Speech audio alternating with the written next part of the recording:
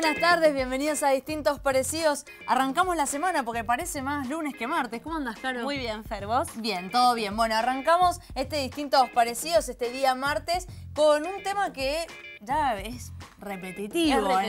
Es un clásico de este año, podemos Exactamente, decir. la economía. Y sí, obviamente, es el protagonista principal, si se quiere, de lo que está pasando en nuestro país. El dólar, nos fijamos todos los días si sube, si no sube, y sí, está subiendo. Y en el mundo está bajando. ¿Qué pasa con el acuerdo del FMI para Argentina? O sea, ¿qué pasa? ¿Se pueden cumplir con esas metas? ¿Qué se está haciendo en relación a esas metas para poder cumplirlas? ¿Y qué consecuencias tienen esas medidas sobre la economía argentina? Preguntas que vamos a volver a hacer en Distintos Parecidos. Y por supuesto, no nos vamos a olvidar de los salarios. ¿Qué pasa con el salario de los argentinos? Así comenzamos. Telesur dice, Macri afirma que no pasa nada ante aumento del dólar en Argentina. Ayer habló, ¿por qué? Porque el dólar ya dejó de acariciar los 30, sino que pasó los 30 pesos por dólar. Podemos decir que hay dos objetivos centrales. Uno, controlar la inflación. Dos, reducir el gasto público. No, ¿qué va a ser difícil? ¿Cómo se soluciona? ¿Cuántos productos compramos o cuántos changuitos llenamos hoy con 1000 pesos y cuántos llenábamos en el 2008? Mirá la próxima placa que es contundente. Fíjate, la de aceite. En el changuito metíamos 129 botellas de aceite. Hoy solamente 15.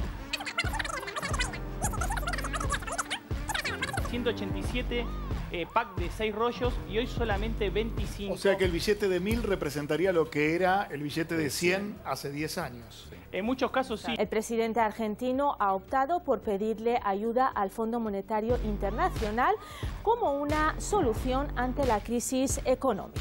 Hoy las reservas internacionales vendieron 1.600 millones y ya están por abajo de la meta de reserva firmada con el Fondo Monetario. ¿Esto qué significa?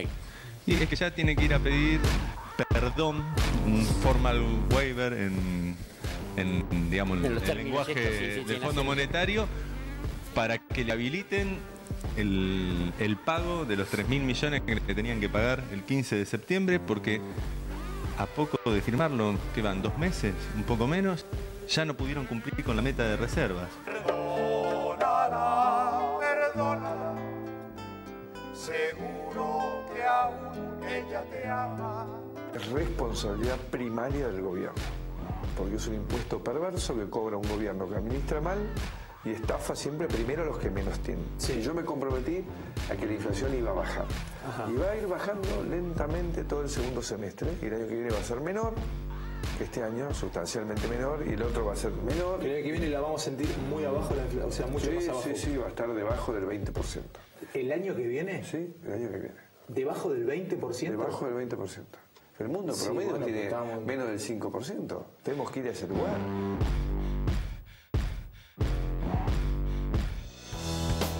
Si uno lee los diarios y ve los noticieros, empieza a escuchar distintos conceptos: inflación, riesgo país, crisis cambiaria. Bueno, vamos a tratar de entender un poco todo esto en el contexto de esta situación económica, financiera y fiscal de nuestro país. Voy a presentar a nuestros invitados. Está con nosotros Federico Morábito. Muchas gracias, Federico, por estar presente. Gracias por la invitación. Él es consultor y asesor especializado en planificación y desarrollo económico. Muchas gracias. Nuevamente, Fede.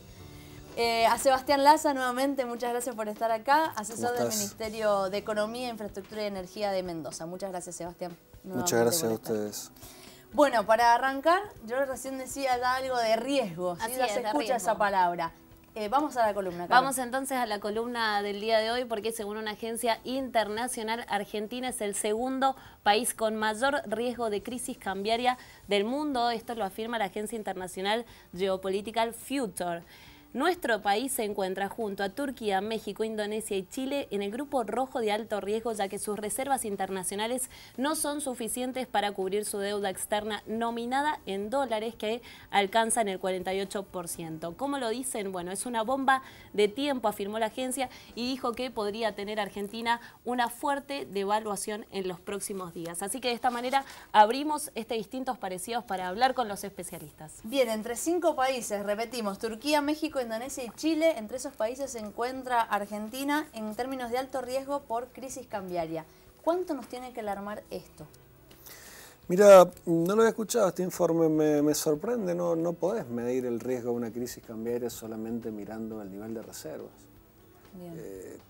Hay países más endeudados que Argentina en dólares todavía y con menos reservas proporcionalmente a esa deuda y no han tenido crisis cambiaria.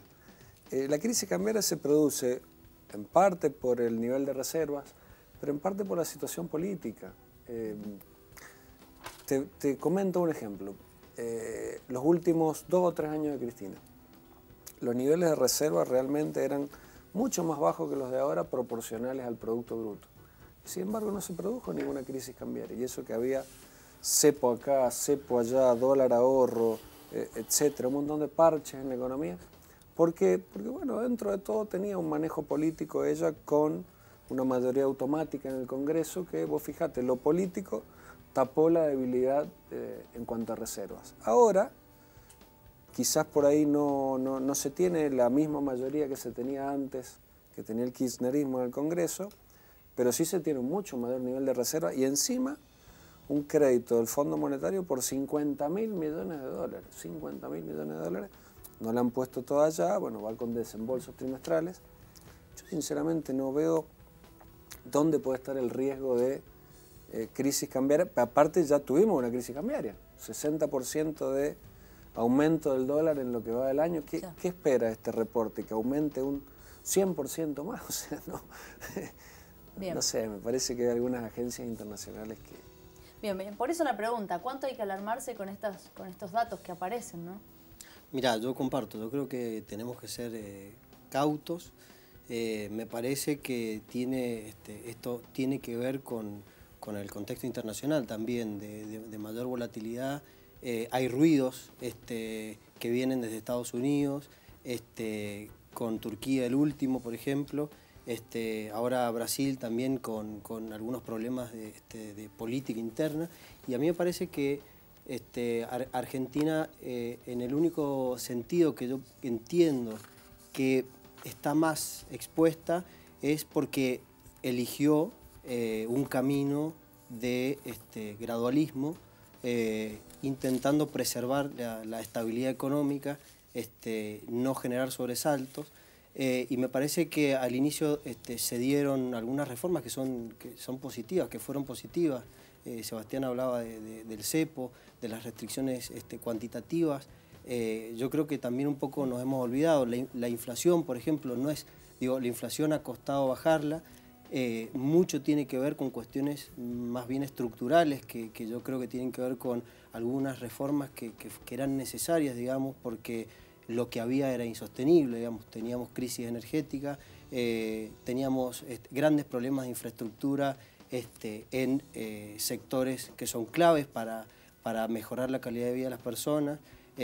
Teníamos grandes problemas con la obra pública, aun cuando la obra pública fue, digamos, en el gobierno anterior, uno de los íconos que tanto ensalzaron. Ahora están saliendo mucha información que hace ruido político, digamos. Me parece que estas cosas sí han alterado los precios, digamos. Entonces está costando bajar la inflación.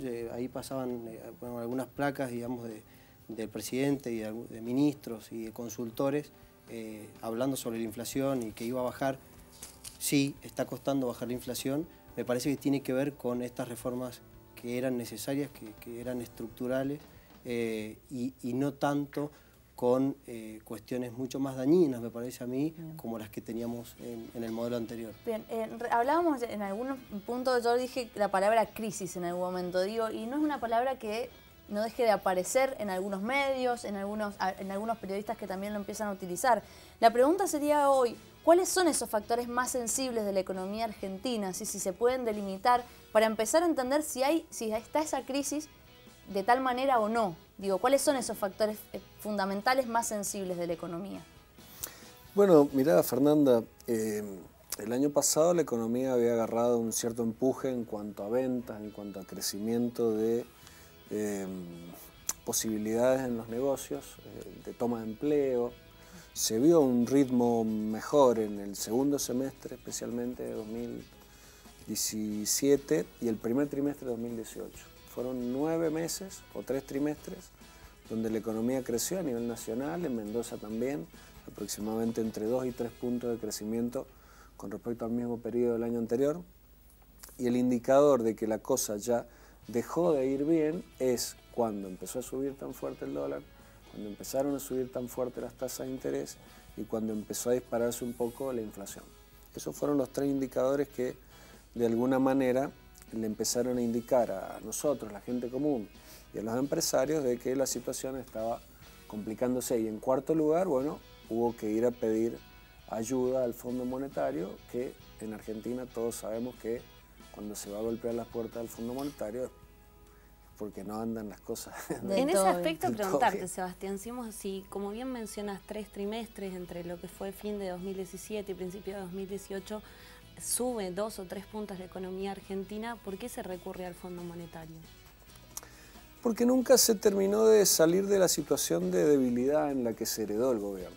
Cristina entrega el gobierno como un boxeador cuando está llegando con los últimos segundos al final del round, casi noqueado, toca la campana y llega a su asiento, se sienta, entrega el mando. Entonces, bueno, agarra a Macri, como recién decía muy bien el colega, trató de no hacer un ajuste fuerte. ¿Por qué? Porque ya veníamos en una situación delicada. Trató de ir haciendo algo gradual.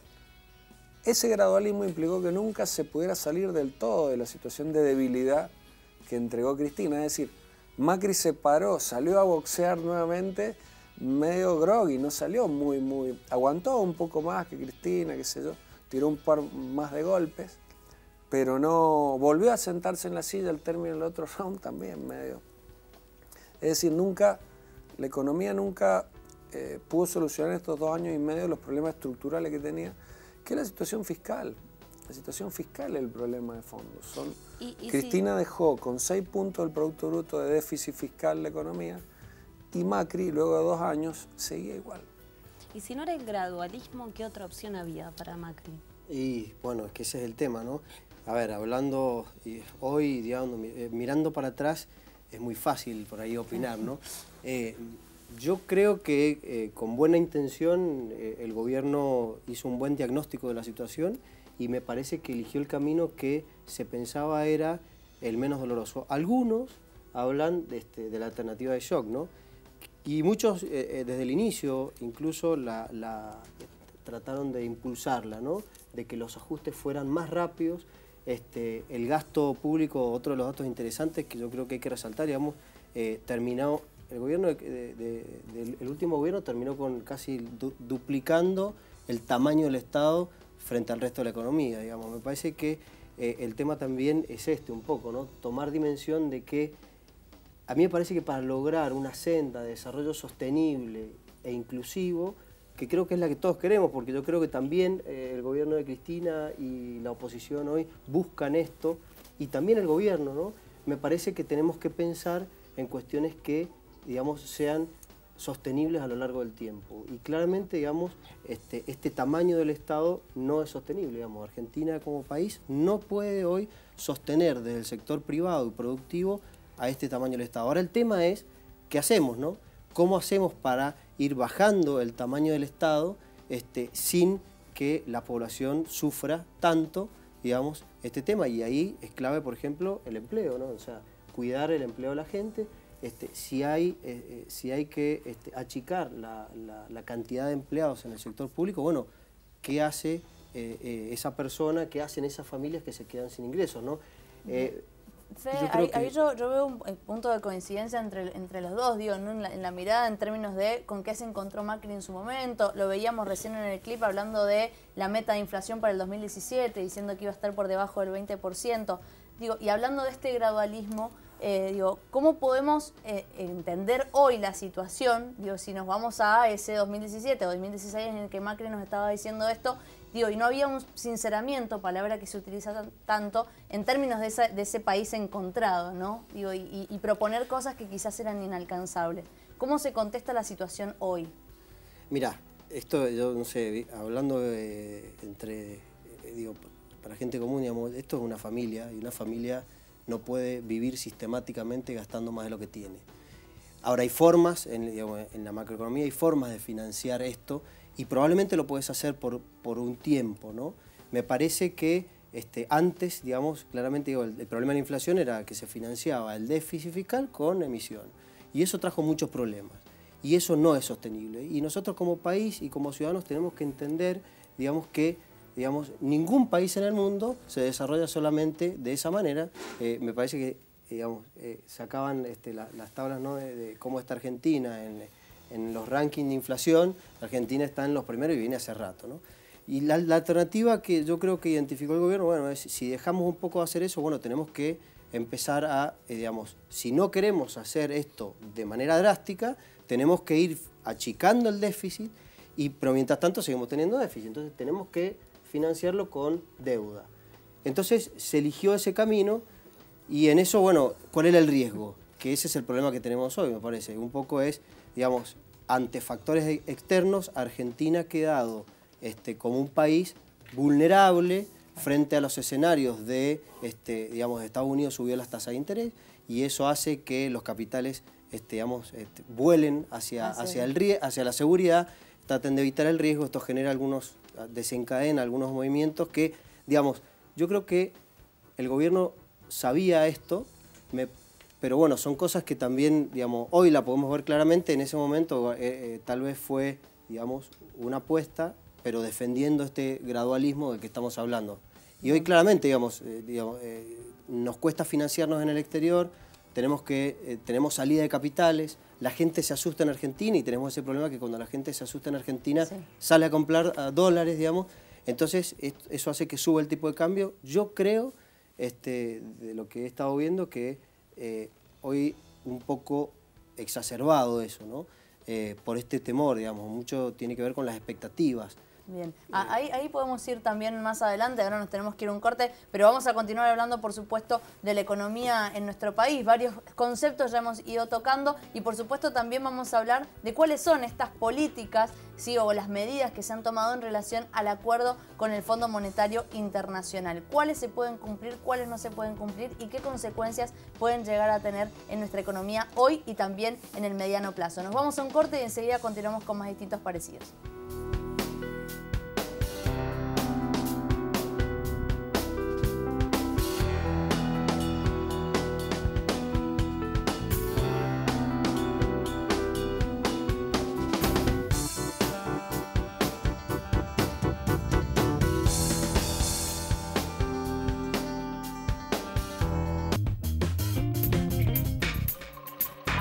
Caída del consumo, pérdida del poder adquisitivo de los salarios y aumento en la pobreza son algunos de los resultados de la recesión que padece Argentina debido a una crisis económica.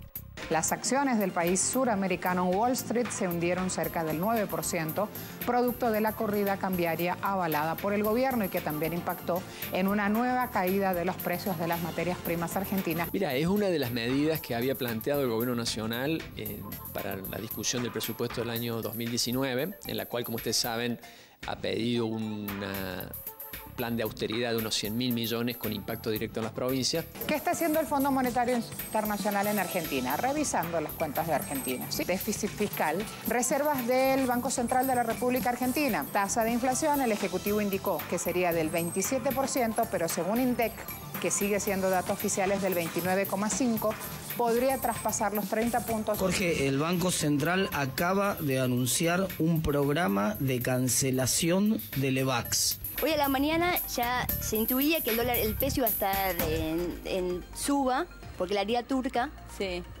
desplomó a la mañana por temas globales, que es Trump volvió a subir aranceles a Turquía en el acero y el aluminio. Esto tiene que ver con la guerra comercial que lleva adelante Estados Unidos. Estados Unidos con China y Estados Unidos con todos los países.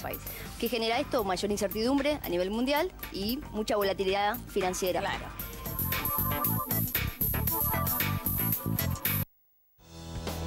Segundo bloque de distintos parecidos, seguimos hablando de la economía en nuestro país y por supuesto lo hablábamos en el bloque anterior en algunos puntos, ¿no? El Fondo Monetario Internacional y el acuerdo que hizo la Argentina con este fondo. ¿Y cuáles fueron algunos de esos requisitos? ¿Y qué cosas se negociaron? Bueno, una meta de inflación del 32%, ahora un acuerdo también en la eliminación, por ejemplo, del Fondo Sojero, ¿sí? El Fondo Federal Solidario, el desarme de las LEVAX. Bueno, son todas medidas que ahora se tienen que revisar por parte del Fondo Monetario y que también hacia adentro de la economía argentina y hacia adentro de la política también han generado bastantes consecuencias. Por ejemplo, lo del Fondo Sojero, que lo veíamos recién en el clip, generó bastantes discrepancias con algunos de los gobiernos provinciales, ¿sí?, en relación al gobierno nacional. Vamos a ver eso ahora en este segundo bloque. Caro, vamos con el Fondo Monetario. Así es, vamos entonces con la placa, con esta negociación que se viene para dentro de unos próximos días, para septiembre, porque el gobierno se prepara para la negociación con el FMI para que este organismo acepte un waiver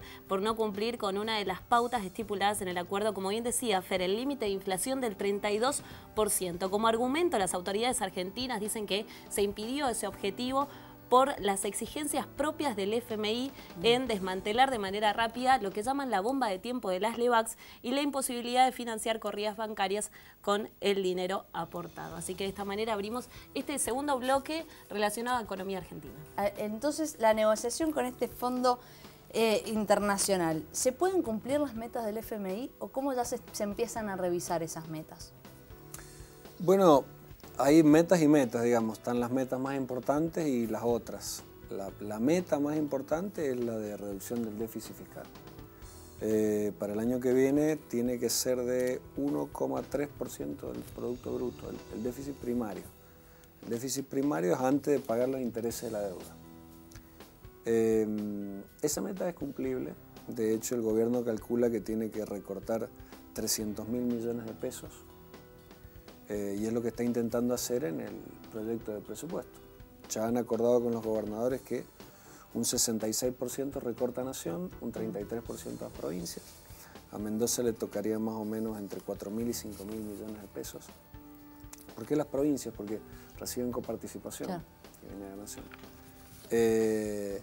El grueso del esfuerzo lo tiene que hacer la Nación y bueno, el Fondo Sojero, acuérdate, se origina allá, es un derivado de las retenciones de la soja, bueno, de ahí Fondo Sojero, que terminaba llegando a los municipios para que hagan obra pública. Por supuesto que es doloroso cortarlo, estás cortando obra pública, es lo que te sirve en un municipio para asfaltar calles, reparar caminos, hacer casas. Pero acordate que el Estado Nacional, y el provincial también, pero especialmente el nacional, tiene una gran inflexibilidad que el 60% de su presupuesto es seguridad social.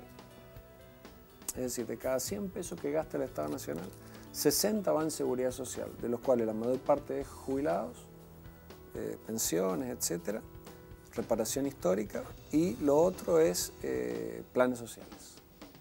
60%. 60%, de cada 100 pesos. ¿Por qué es tan importante 60? Ese dato? Porque no lo puedes bajar eso. Es decir, ya te queda un 60% del presupuesto, no lo puedes tocar. Te queda el otro 40%.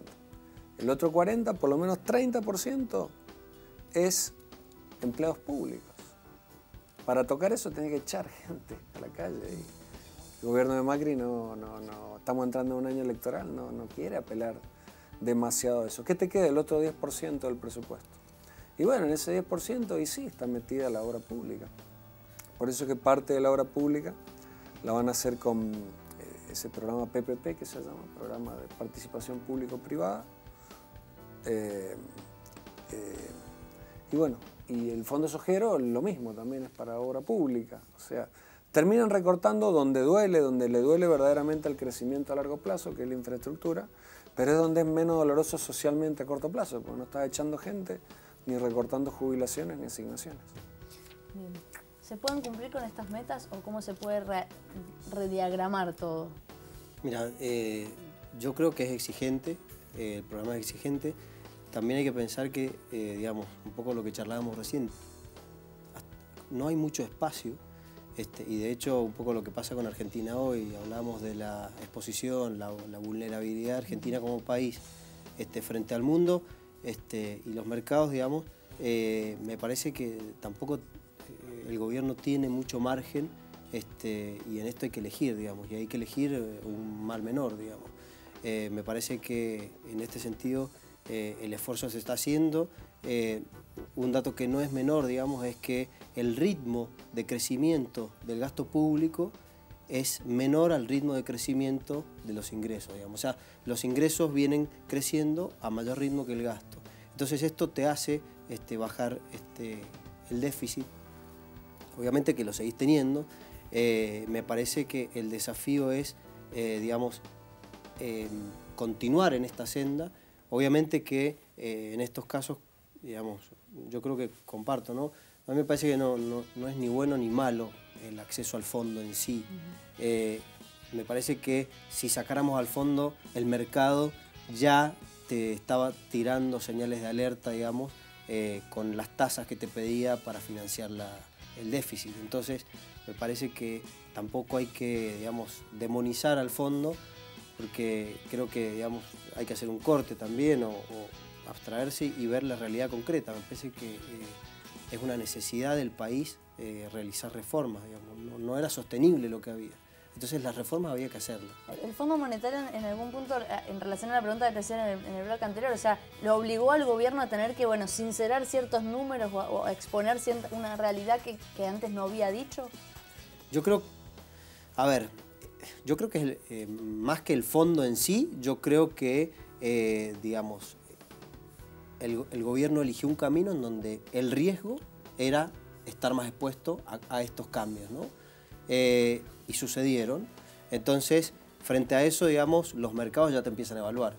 Ahora, comparado con lo que había antes, digo, yo también no nos tenemos que olvidar que ahora somos el país emergente, digamos. O sea, algunas señales también el mundo dio, digamos, muchos países dieron apoyo y señales de apoyo a las políticas de reforma que está impulsando el gobierno. Entonces, digo, es todo blanco-negro y no, la verdad que en economía eso no existe, digamos. ¿Y cuáles son los números que a vos te hacen, digo, que nos expongas acá, decir, bueno, hay cosas que avalan esta política? ¿Cuáles son esos números que nos podrías resaltar? Mirá, a ver, yo creo que lo más importante es que esto retome la senda de estabilidad. Me parece que estos sobresaltos han hecho que el dólar suba, eso impacta en la inflación, claro, y en las expectativas, sobre todo en las expectativas, digamos. Digamos, el tema de las expectativas no hay que subestimarlo. Hay cuestiones que son más de la economía real, pero digamos, finalmente los consumidores, los empresarios, los inversores se manejan también por expectativas, digamos. Eso no es, digamos, predecible al 100%. Lo que sí tenemos que lograr es estabilizar esta situación, digamos.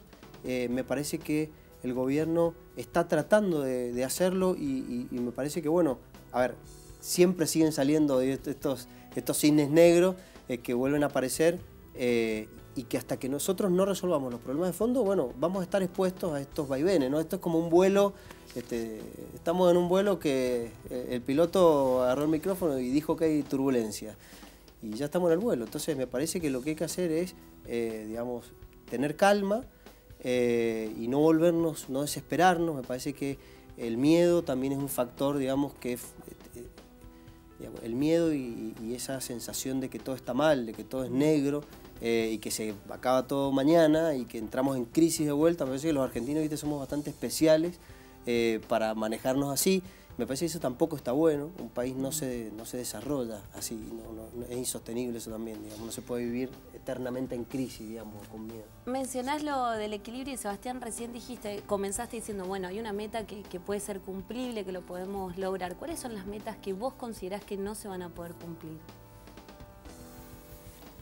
Por eso te decía, hay metas y metas. La más importante que se cumpla es la del déficit fiscal. Esa es la que te están mirando todos, el Fondo Monetario, los gobiernos internacionales y los mercados, que es lo más importante. Si la inflación se te escapa un puntito más, 2 puntitos más, bueno, tampoco es tan grave. Si la cantidad de dólares que utilizás para frenar corridas cambiarias se excede un poquito más, un poquito menos de lo que te permitían, tampoco es tan malo. Por eso te decía, el foco está en lo fiscal, en bajar esa brecha que hay entre ingresos y egresos a la meta esa del 1,3% del PBI. En la medida que logremos eso, lo otro es perdonable. Viste que hablan de waiver, le llaman, que el perdón sí, en inglés. Te van perdonando cosas, digamos, en la medida que vos vayas bien direccionado a lo otro, a lo de fondo. Te vuelvo a repetir, pueden haber desviaciones, sí, perdonables. Te lo van a dar el perdón. Claro, pues se hace mucho hincapié en el tema de, bueno, la meta no alcanzable de inflación del 32%. Bueno, ¿qué lectura se hace de eso? O sea, ¿se puede llegar a perdonar el Fondo Monetario o ahora hay que virar de alguna manera? Se puede llegar a perdonar.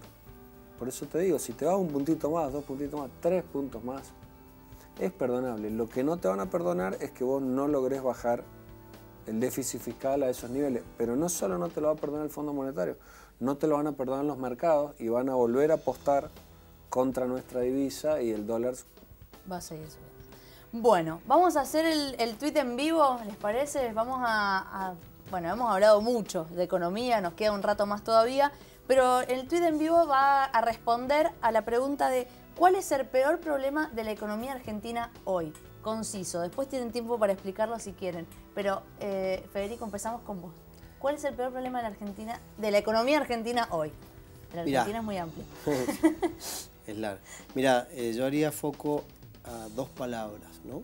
Estabilidad y confianza. Yo creo que generar o lograr estabilizar de vuelta el barco y generar confianza es lo que nos va a dar, digamos, un escenario más propenso a retomar el crecimiento. El crecimiento, perfecto. Entonces, estabilidad y confianza, dice que es lo que hay que recuperar para poder llegar al crecimiento. Federico, lo dije más o menos, ya vi que está bastante escrito, así que ahí queda el tuit entonces de Federico Morábito, nuestro invitado del día. Y ahora nos vamos a Sebastián. ¿Cuál es el peor problema de la economía argentina hoy? Bueno, no quiero volver a repetir lo del déficit fiscal, ya abrumé. Ya lo venimos escuchando hace un montón de programas también. Aparte, así que yo voy a ir al segundo problema más importante, que es la tasa de interés. Bien, el segundo problema más importante de Argentina, que es la tasa de interés. Y con ese tuit y con esa palabra, de esas palabras, tasa de interés, también nos vamos a ir al corte. Así que ahí queda el tuit entonces de Sebastián Laza para describir este segundo problema de la economía argentina que tiene que ver con la tasa de interés en nuestro país. Ahí quedó el tuit también y con ese concepto también nos vamos a quedar para el próximo bloque. Los voy a invitar a ustedes a que participen en nuestras redes sociales. Estamos en Facebook y en Instagram como Distintos Parecidos y en Twitter como @dpsenalbu. Un corte y seguimos hablando de economía. Ya venimos.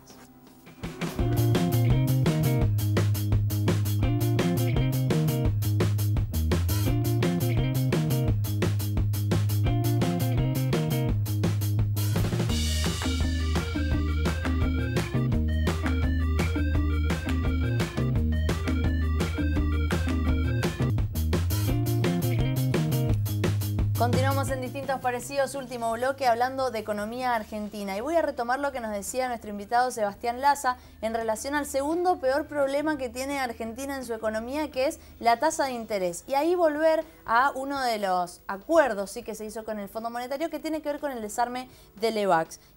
¿Cuál es el objetivo de este desarme y qué consecuencias puede llegar a tener? Y sobre la tasa de interés fundamentalmente.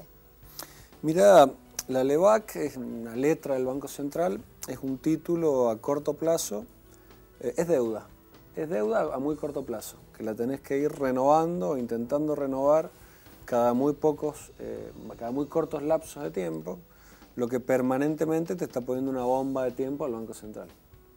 ¿Cuál es la estrategia? La estrategia es cambiar esa deuda de cortísimo plazo del Banco Central por deuda de más largo plazo, ya no del Banco Central, sino del Tesoro, es decir, del Gobierno Nacional. Vos decís, ¿el Banco Central es gobierno? Sí, pero no, digamos, es déficit cuasi fiscal, o sea, está un poco más, tiene cierta autarquía, digamos. Y aparte es la entidad que emite el dinero y que tiene que velar por la calidad del dinero. Vos no lo puedes tener asfixiado con una bola que es casi una base monetaria paralela, teniendo que rescatarla por tercios cada un mes.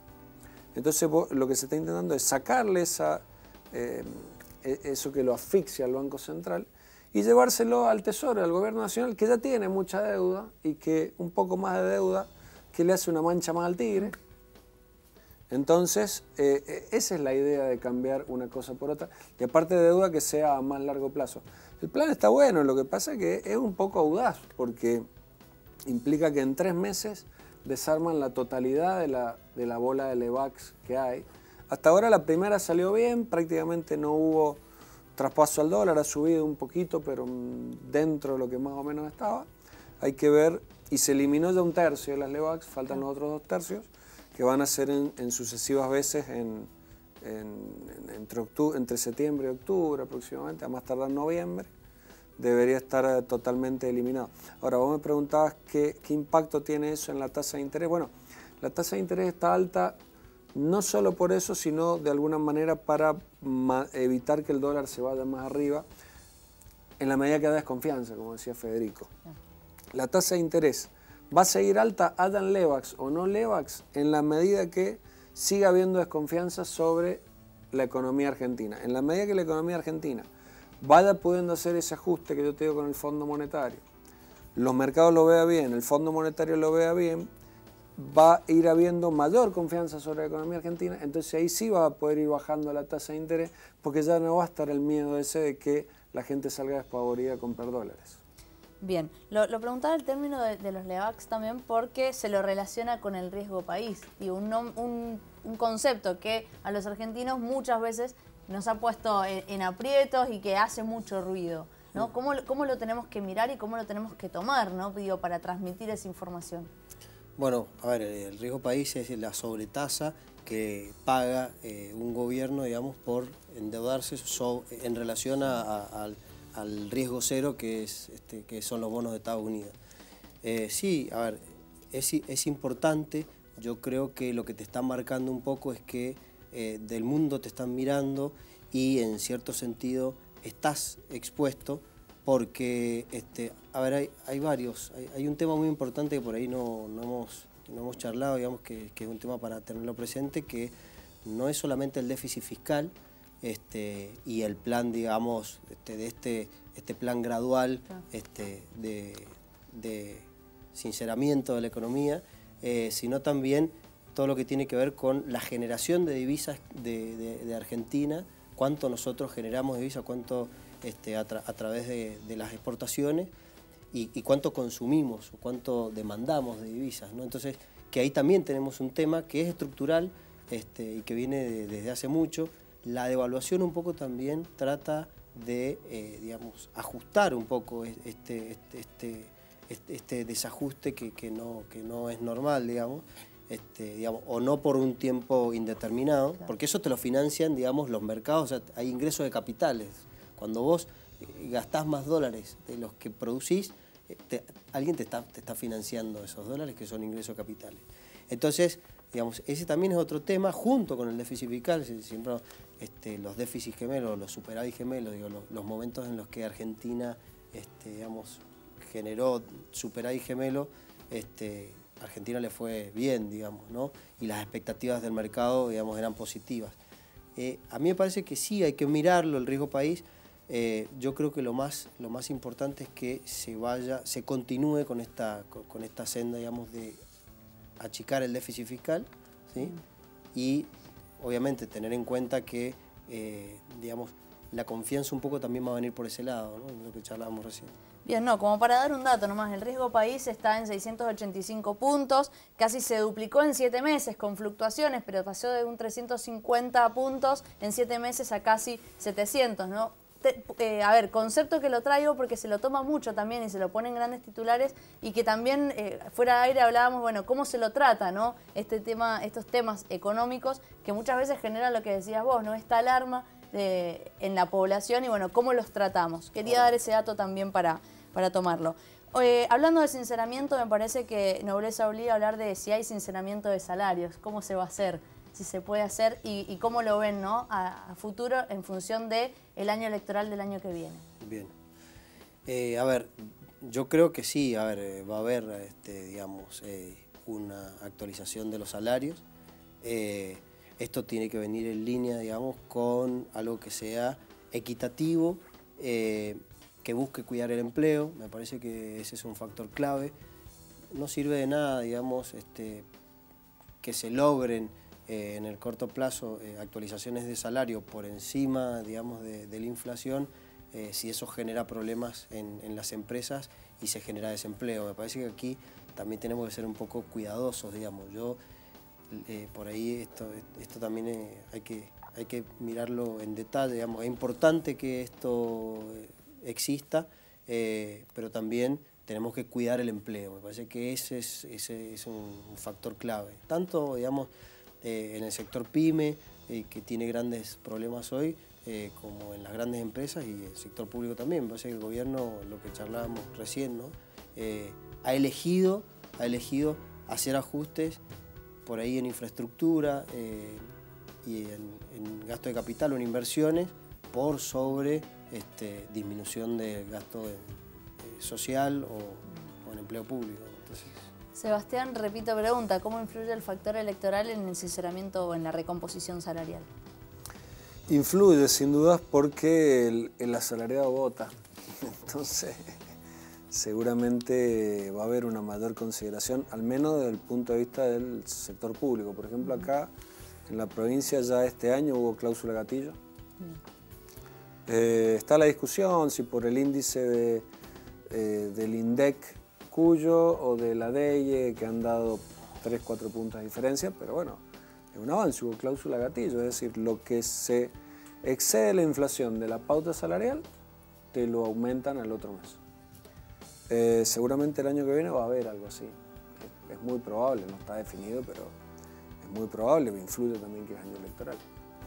Y desde el punto de vista privado, bueno, lo que puede dar el gobierno son orientaciones desde el punto de vista del Ministerio de Trabajo de la Nación, a ver cómo van cerrando las negociaciones salariales entre sindicato y gremiales empresarias, y bueno, después se terminan homologando en el Ministerio de Trabajo.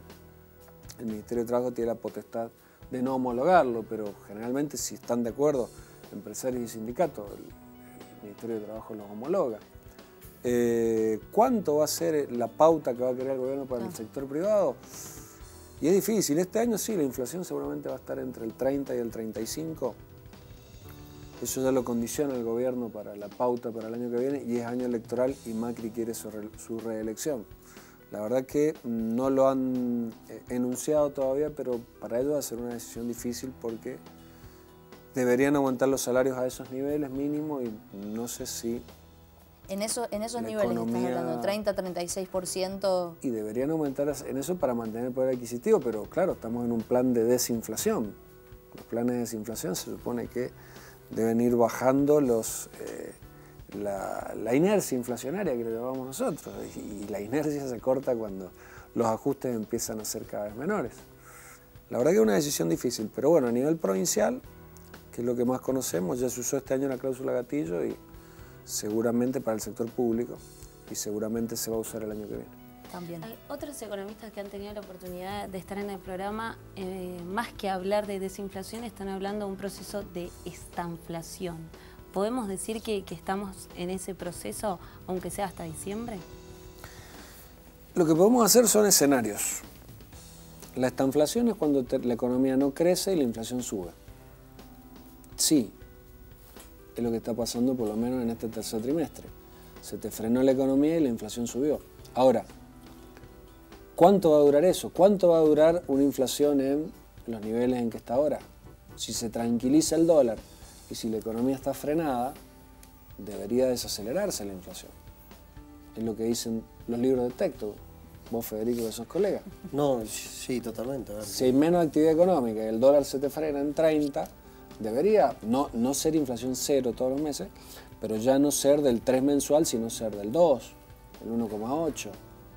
O sea, la estanflación sí, hoy estamos en estanflación, tercer trimestre del 2018. El cuarto trimestre probablemente no. Probablemente los niveles de inflación ya vuelvan al 2 mensual, que multiplicado por 12 te da un 24 anual, no un 34. Pues en parte, viste, yo me parece también o sea, frenar la inflación ha sido difícil, pero no tanto por la inercia, que yo creo que está mucho más relacionado con lo que teníamos, sino con estos saltos de variables que sí marcan, digamos, en la economía argentina, que el dólar es 1, y bueno, estos picos también generan ajustes en los precios, digamos, y eso, claro, claramente se traslada a la inflación. El otro tema que hablábamos recién es, bueno, ajuste todos los servicios públicos, digamos, todo el tema de tarifario que estaba hiper atrasado, me parece que también eso se traslada a aumento de precio, digamos. Entonces, eso mezclado con la inercia que ya traíamos, bueno, es todo un combo, ¿no? Entonces, también me parece que el desafío es que esto, por eso digo que en algún sentido yo creo que esto se va a ir estabilizando, digamos. ¿A mediano plazo, a corto plazo? Bueno, eso, qué buena pregunta. Mirá, yo creo que, a ver, las expectativas son que para el año que viene debería empezar a bajar la inflación y a retomarse el crecimiento. Y me parece que un gran tema también es que si esto sucede, el gran actor que tiene que aparecer es el sector privado. Digamos, el sector privado es el que tiene que empezar a invertir, es el que tiene que empezar a generar empleo, más que el sector público. Digamos. Me parece que el sector público creo que tiene que, en ese camino, en el 2019, pasar, digamos, a un segundo plano. Digamos. Me parece que tiene que ser así, ¿no? Bien, nombramos al año electoral del 2019 y en ese contexto también quiero nombrar un trabajo que se hizo del Centro de Implementación de Políticas Públicas para la Equidad y el Crecimiento, sí, a cargo de Martín Rapetti, director de Desarrollo Económico de CIPEC justamente, que habla de una estrategia exportadora, ¿sí?